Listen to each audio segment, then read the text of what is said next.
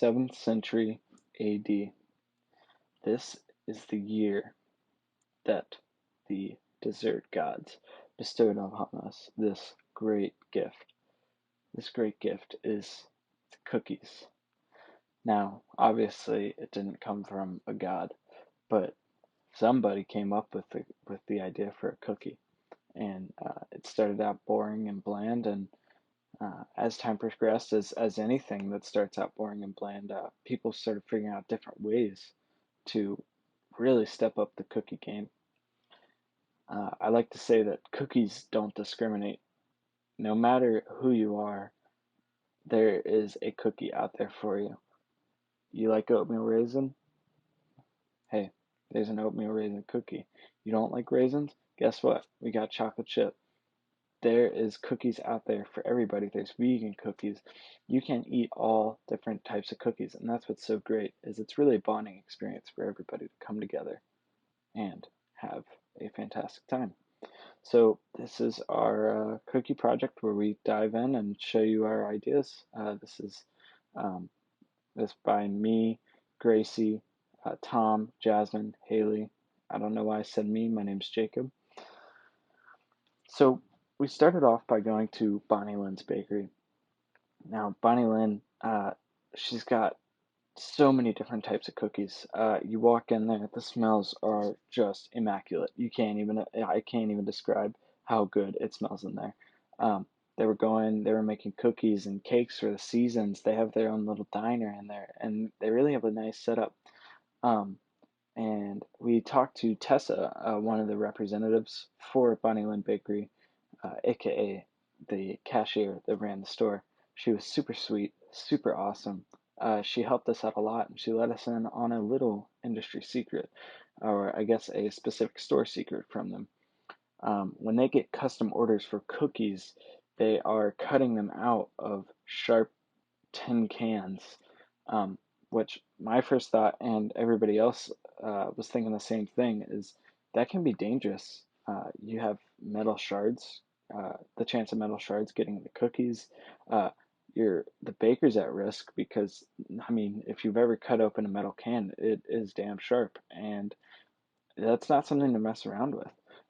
As you can see pictured in the bottom left, there is bowling pin cookies, and that was from a recent bowling tournament that they had done. They had made some cookies for, and they had some left over, and they actually made those out of tin cans, which I thought was really creative and really innovative.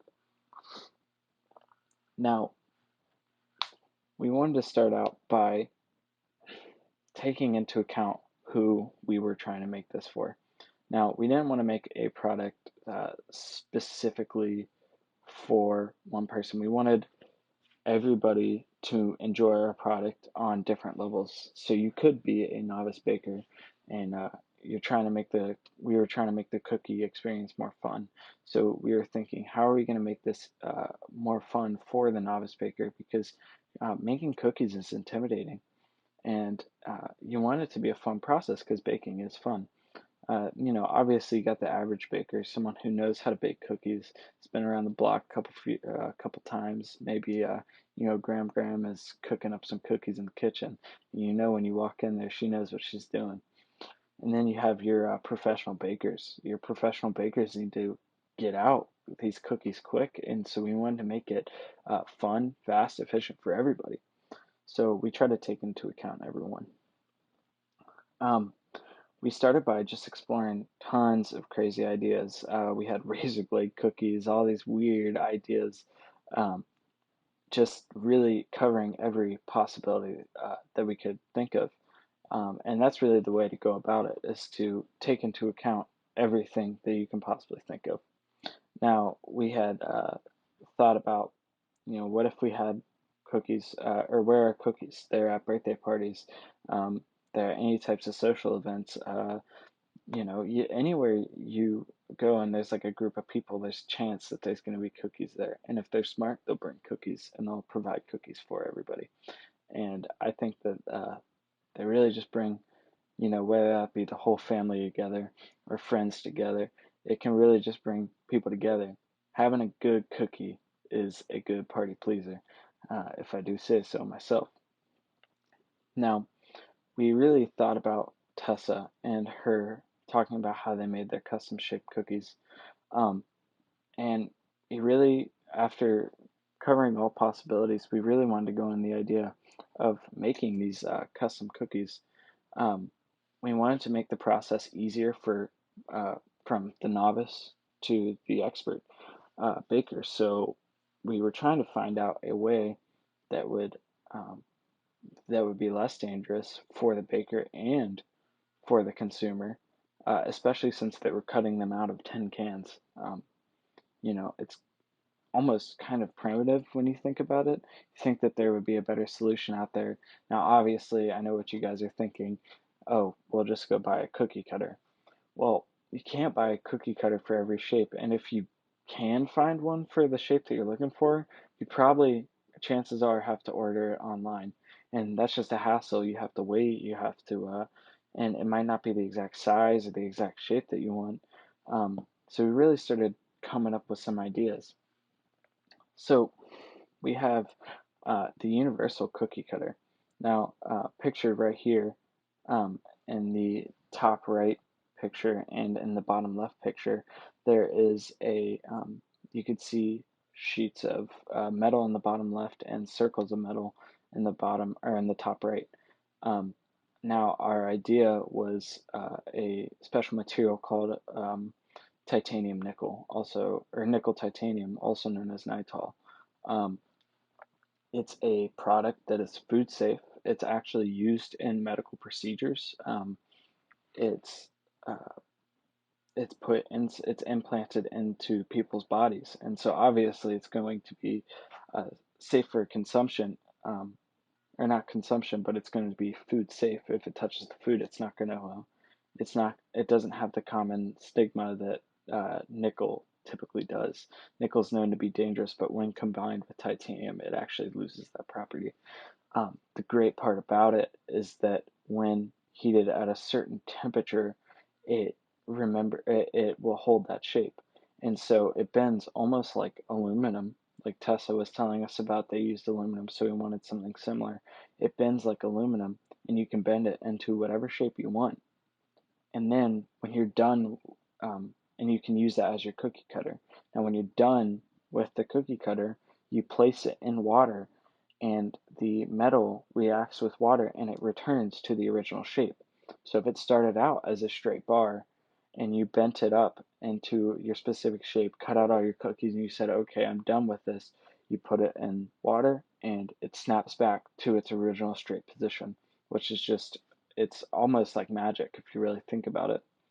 Um, we also had the idea for rent a bakery for we were thinking more of the novice baker, um, and maybe the average to expert, but mostly the novice baker, someone who doesn't have that equipment that would like to bake cookies. Um, so you can come in, rent some baking supplies and go about your day, and then return them back for a small fee. We also had the idea of going back to cookie cutters, a cookie cutter that has some sort of joints on it that when you press them in, it can morph into maybe two or three different shapes, which could be a really cool idea. But in practice, I think that it would be kind of hard to achieve. Now, we started prototyping. Um, we Most of us were really on board with the moldable cookie cutter.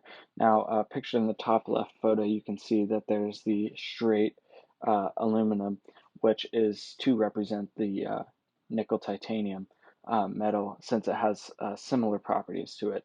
Um, and we also had the idea of, along the uh, with the nickel titanium strip or circle, um, you get like a little book. Now, this is more appealing to the average baker.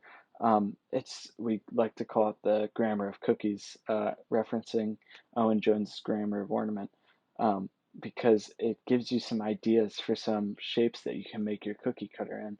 And it can make it fun for the kids, it can make it fun for the family, and it could be really great for everybody.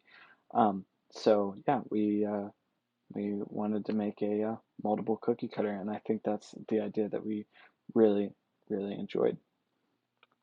Now, our final prototype, you can see that we had some different chapters, maybe like a little booklet for the grammar of cookies, some different things that you could see. There's sports, holidays, birds, uh, gender people. There's all different types of shapes that you can make. You can make different variations of the same shape, and it really gives you some good ideas um, that go along with our great product.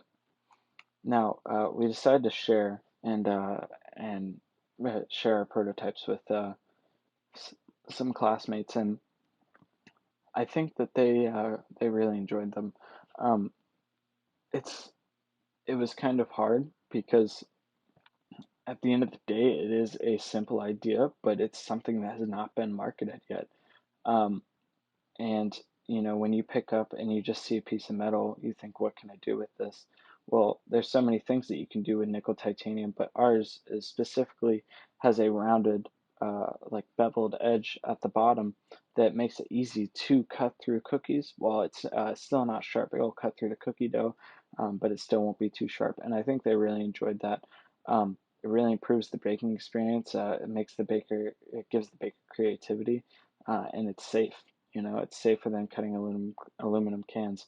Now, now we weren't sure how large to make the grammar of cookies. They said that maybe the grammar of cookies was a little too big, and I do agree. I think that it should be small, compact, and ready to go. So, um, with the book of shapes and the universal cookie cutter, our group would improve our design by adding a little sliding component that would help with creating the shapes of the cookies. We might also be able to add some rubber grips that can make our design like a little bit safer. Just something to kind of grab onto when you are in the kitchen, because your hands are going to be wet. They're going to have stuff all over them, and you're really not sure what's going to happen. So we really wanted to just open up this idea to everybody. We wanted everybody to be able to use this, and so um, we would like to add a cookie cutter little booklet, like something very small, and then maybe something separately that you could buy that has some extra books of shapes. But really, that's just kind of a starting point for the consumer, um, and it's really supposed to be more creative for them. I think that anybody could really use this product. Even your kids could use it. Your 5-year-old would be able to make the custom shaped snowman cookie. I mean, it's really not too hard. So yeah, that was our idea, and I appreciate you listening to our presentation, and hope you like our moldable cookie cutter.